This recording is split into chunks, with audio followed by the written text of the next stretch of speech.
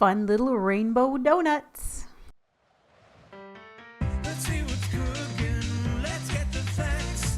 Let's see what's cooking. It's time for yoyomax12. Hello everyone. Just to note that the video is showing a half recipe, but I'm going to put the full recipe in the About section below the video. Starting off with 2 cups of all-purpose flour, 2 teaspoons of baking powder, a half a teaspoon of salt, and 3/4 of a cup of white granulated sugar. Stir those things together, and then you're going to add 3/4 of a cup of buttermilk.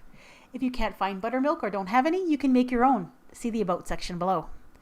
Add an egg, as well as a teaspoon of vanilla extract, and 2 tablespoons of melted butter.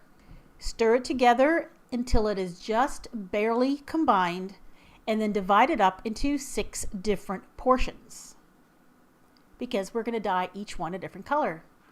I dyed them using some gel paste food color, but you can use liquid food color as well. The paste food color is nice and vibrant, and you don't have to use as much. So once you have all your colors made, you're ready to put them in your donut pan, because these are baked donuts. I don't have a donut pan, but I do have these little silicone molds that fit perfectly into my whoopie pie pan. But you can also put them on a cookie sheet as well. I put the batter into piping bags, but you could also use a Ziploc bag with the corner cut off. And then you fill up your little donut pan, in this case the little silicone mold, with 1 little dollop of each color. And don't fill it up to the top, about halfway is plenty. And don't worry that there's a little bit of a gap between each of the colors. When it bakes, it'll all even out. So you need to bake it at 425 degrees for about 8 to 10 minutes. It doesn't take long. So once the donuts are baked, let them cool, and you can remove them from the donut pan. And you can also add a little bit of glaze to these.